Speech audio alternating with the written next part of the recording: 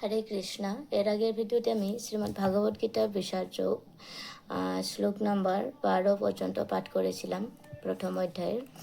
আর আজ পাঠ করব শ্লোক নাম্বার 13 থেকে। চলো তাহলে সবাই মিলে একসঙ্গে মঙ্গলাচরণটা করে নিই। ওম ঐক্যনাতিমিরন্ধাস্য জ্ঞানাঞ্জনা শলাকয়া চক্ষুरुन्मिलितं येन तस्मै श्रीगुरुवे नमः। श्रीचैतन्यमनोभीष्टं स्थापितं येन भूतले स्वयं रूपं कदा मह्यं ददति स्वपदान्तिकम्। वन्देऽहं श्रीगुरु श्रीयुतपदकमलं श्रीगुरून् वैष्णवंश श्रीरूपं सग्रजातं सहगना रघुनाथमितं तं सजीवं स्वाद्वैतं सावधूतं परिजनसहितं कृष्णचैतन्यदेवं श्रीराधाकृष्णपदं सहगना ललिता श्रीविशाखामितं स नमयं विष्णुपादाय कृष्णपृष्ठाय भूतले श्रीमते भक्तिवेदान्त स्वामिनिति नामिने। नमस्ते सरस्वती देवे गौरवाणी प्रसारिणे निर्विशेष शून्यवादे पाश्चात्यदेशतारिणे नमो आचार्यपादाय नितैकृपाप्रदायिने गौरकथादामोदराय नगरग्रामतारिणे। हे कृष्ण करुणा सिन्धु दीनबन्धु जगत्पथे गोपेश गोपिका कान्त राधाकान्त नमोस्तुते। तप्त काञ्चन गौराङ्गी राधे वृन्दावनेश्वरी वृषभानुसुते देवी प्रणमामि हरिप्रिये। नीलाचलनिवासाय नित्यै परमात्मने बलभद्र सुभद्राभ्यां जगन्नाथाय ते नमो नमः। वृन्दाय तुलसीदेव्याय प्रियाय केशवस्य च विष्णुभक्तिप्रदे देवी सत्यवत्यै नमो नमः। वञ्चकल्पतरुभ्यश्च कृपासिन्धुभ्यैव च पतितानां पावनेभ्यो वैष्णवेभ्यो नमो नमः। जय श्री कृष्ण चैतन्य प्रभु नित्यानंद श्री अद्वैत गदाधर श्रीवासादि गौरभक्तवृंद। हरे कृष्ण कृष्ण कृष्ण हरे हरे हरे राम राम राम हरे हरे। हरे कृष्ण। जगतगुरु श्रीला प्रभुपाद की जय। हरि बोल। श्लोक नम्बर 13 विशाख যোগ प्रथम अध्याय। ततः शङ्खाश्च भैर्यश्च पनबाणगोमुखा एव अभ्यहन्यन्त स शब्दः तोमुलः अभवत्। अनुवाद: তারপর শঙ্খ, ভেরী, পনব ও শানক, ঢাক এবং শিঙাসমূহ হঠাৎ একত্রে ধ্বনিত হওয়ার ফলে এক তুমুল শব্দের সৃষ্টি হয়েছিল। শ্লোক নাম্বার 14। তত্ত্ব শৈত্য হয়ৈ যুক্তে মহতে চন্দনে স্থিত মাধব পাণ্ডব স এব দিব্য শঙ্খ প্রদদ্মতো। অনুবাদ: অপরপক্ষে শ্বেত অশ্বশালিত এক দিব্য রথে স্থিত শ্রীকৃষ্ণ ও অর্জুন উভয়ে তাদের দিব্য শঙ্খ বাজালেন। তাৎপর্য: ভীষ্মদেবের শঙ্খের সঙ্গে বৈসাদৃশ্য দেখিয়ে শ্রীকৃষ্ণ ও অর্জুনের হস্তস্থিত শঙ্খকে দিব্য বলে বর্ণনা করা হয়েছে। দিব্য শঙ্খের ধ্বনি এই সংকেতই প্রদান করল যে ভগবান শ্রীকৃষ্ণ পাণ্ডব পক্ষে যোগদান করার জন্য অপর পক্ষের বিজয়ী হওয়ার কোনো আশাই ছিল না। জয়স্তু পাণ্ডুপুত্রানাম ইয়েষাং পক্ষে জনার্দনঃ। ভগবান শ্রীকৃষ্ণ তাদের সঙ্গে থাকার জন্য বিজয় সর্বদা পাণ্ডুপুত্রদের মতো ব্যক্তিদের সঙ্গেই থাকে। ভগবান যখন যেখানে থাকেন সৌভাগ্য লক্ষ্মীও সেখানেই অবস্থান করেন, কারণ সৌভাগ্য লক্ষ্মী সর্বদাই তার পতির অনুগামিনী। তাই বিষ্ণু বা শ্রীকৃষ্ণের দিব্য শঙ্খধ্বনির মাধ্যমে ইঙ্গিত করা হয়েছিল যে অর্জুনের জন্য বিজয় ও সৌভাগ্য প্রতীক্ষা করেছে। তাছাড়া যে রথে দুই সখা উপবিষ্ট ছিলেন তা অগ্নিদেব অর্জুনকে দান করেছিলেন এবং এটি এই ইঙ্গিতই বহন করেছিল যে এই রথ ত্রিভুবনের সর্বত্র বিজয় লাভে সমর্থ। শ্লোক নাম্বার 15। পঞ্চজন্যম ঋষিকেশঃ দেবদত্তম ধনঞ্জয় পৌণ্ড্রম দদ্মো মহাশঙ্খম ভীমকর্ম বিকোদরঃ। অনুবাদ: শ্রীকৃষ্ণ তার পাঞ্চজন্য নামক শঙ্খ বাজালেন, অর্জুন বাজালেন তার দেবদত্ত নামক শঙ্খ এবং ভীমকর্মা ও অতিভুজি ভীমসেন বাজালেন পৌণ্ড্র নামক তার বিশাল শঙ্খ।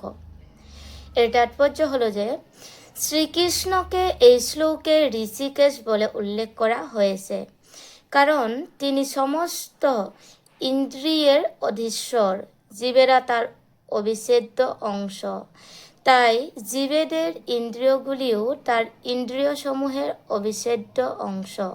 নির্বিশেষবাদীরা জীবেদের ইন্দ্রিয়সমূহের উৎস সম্বন্ধে ব্যাখ্যা করতে পারে না, তাই তারা সমস্ত জীবেদের ইন্দ্রিয়বিহীন ও নির্বিশেষ বলে বর্ণনা করতে উদ্গ্রীব।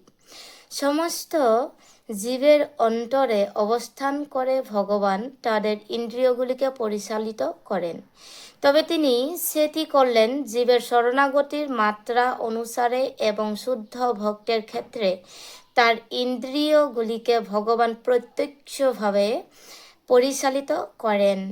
এখানে কুরুক্ষেত্রের যুদ্ধক্ষেত্রে অর্জুনের দিব্য ইন্দ্রিয়গুলিকে ভগবান সরাসরিভাবে পরিচালিত করেছেন, তাই এখানে তাকে ঋষিকেশ নামে বিশেষভাবে অভিহিত করা হয়েছে।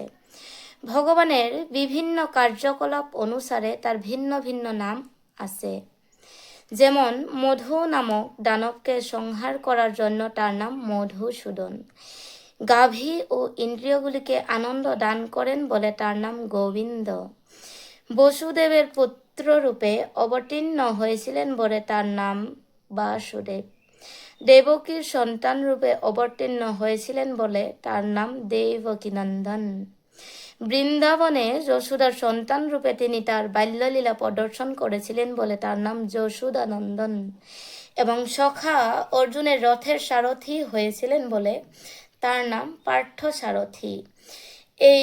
সেই রকম কুরুক্ষেত্রের রণাঙ্গনে অর্জুনকে পরিচালনা করেছিলেন বলে তার নাম ঋষিকেশ। অর্জুনকে এই শ্লোকে ধনঞ্জয় বলে অভিহিত করা হয়েছে কারণ বিভিন্ন যাগযজ্ঞের অনুষ্ঠান করার জন্য তিনি তার শ্রেষ্ঠ ভ্রাতাকে ধন সংগ্রহ করতে সাহায্য করতেন। তেমনি ভীম বৃকুদর নামে বিদিত, কারণ যেমন তিনি প্রচুর পরিমাণে আহার করতে পারতেন, তেমনি তিনি হিড়িম্ব আদি দানবকে বধ করার মতো দুঃসাধ্য কর্ম সাধন করতে পারতেন।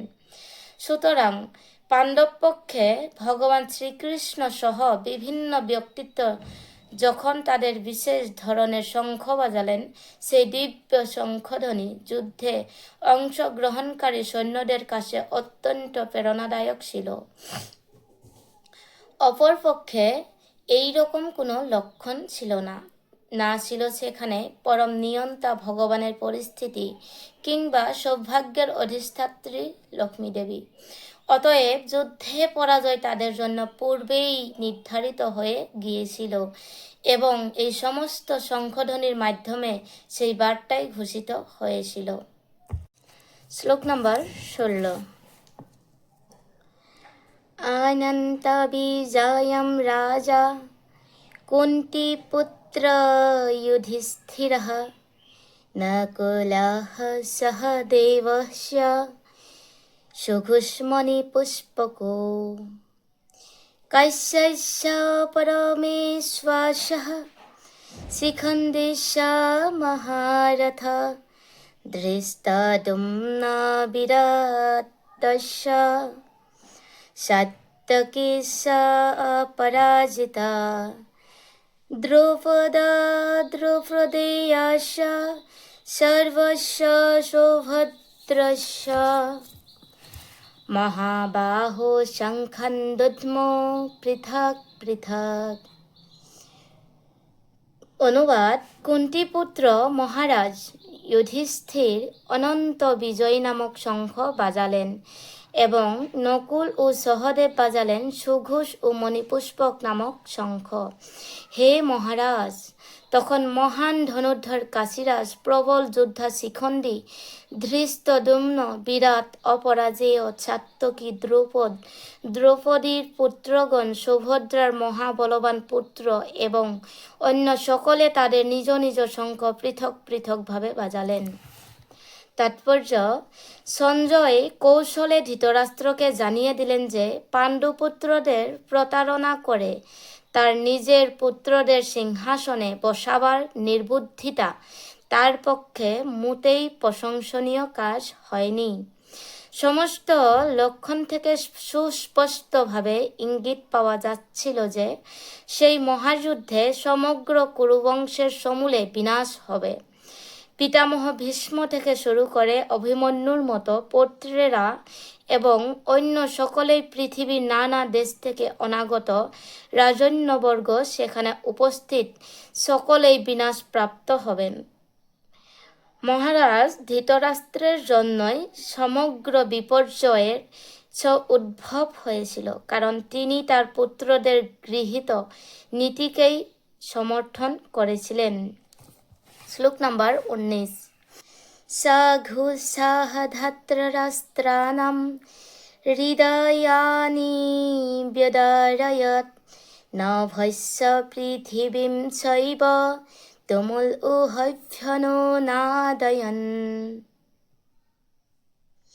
অনুবাদ: বিভিন্ন শঙ্খনী নাদের সেই শব্দ ছিল প্রচণ্ড, তা আকাশ ও পৃথিবীকে কম্পিত করে ধৃতরাষ্ট্রের পুত্রদের হৃদয় বিদীর্ণ করেছিল। তাৎপর্য: ভীষ্মদেবের এবং দুর্যোধনের পক্ষের অন্যান্যরা যখন শঙ্খ বাজিয়েছিলেন তখন পাণ্ডবদের বুক ভয়ে কেঁপে ওঠেনি, সেই ধরনের ঘটনার উল্লেখ নেই। কিন্তু এই শ্লোকে উল্লেখ করা হয়েছে যে পাণ্ডবদের শঙ্খনাদে ধৃতরাষ্ট্রের পুত্রদের হৃদয় ভয়ে বিদীর্ণ হল। সেটি পাণ্ডবদের নিজেদের কারণেই এবং ভগবান শ্রীকৃষ্ণের প্রতি তাদের পূর্ণ বিশ্বাস ও শরণাগতির জন্য। ভগবানের কাছে যিনি আত্মসমর্পণ করেন তার মনে কোনো ভয় থাকে না, এমনকি চরম বিপদেও তিনি অবিচলিত থাকেন। শ্লোক নাম্বার 20। अथा विवस्थितं त्रिस्ता धर्तराष्ट्रान् कपिध्वजः प्रवृत्ते शस्त्रसम्पाते धनु उद्यम्य पाण्डवः ऋषिकेशं तदा वाक्यम् इदम् आह महीपते।